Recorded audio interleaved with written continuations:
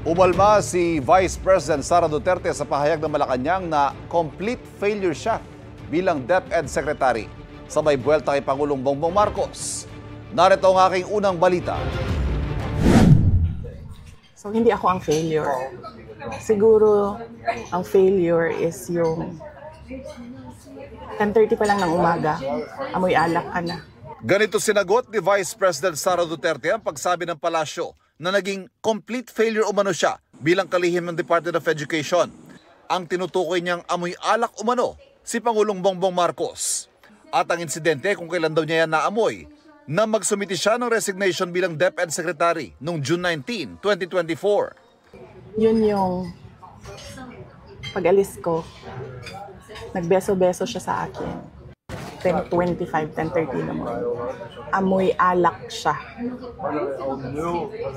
At kung ako ang pahulain, kung ano yung alak na yon, whiskey.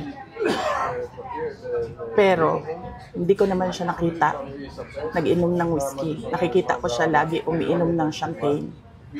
Pero amoy alak siya at 10:30 in the morning. Doon na-confirm yung decision ko na mag-resign. Idinitalye pa ng bise kung paano raw siya pinilit kumbinsihin noon ng Pangulo na manatili sa gabinete at inalok pa ng ibang pwesto para rito. Hiningi pa nga raw ang tulong niya para sa eleksyon 2025. Kaya ang tingin ng bise sa naging tono ng Pangulo. Hindi yun actions ng taong tumitingin as failure. Ako. Action yun ng taong tumitingin na kailangan niya yung trabaho ko.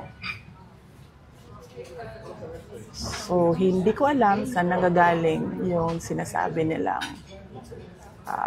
failure ako as a Department of Education Secretary. Ang pagtawag ng palasyo na complete failure kay Duterte, sagot naman nila sa naunang banat ng bise na napag-iwanan ng estado ng edukasyon sa Pilipinas dahil sa mabagal na pagsabay ng bansa sa pagbabago.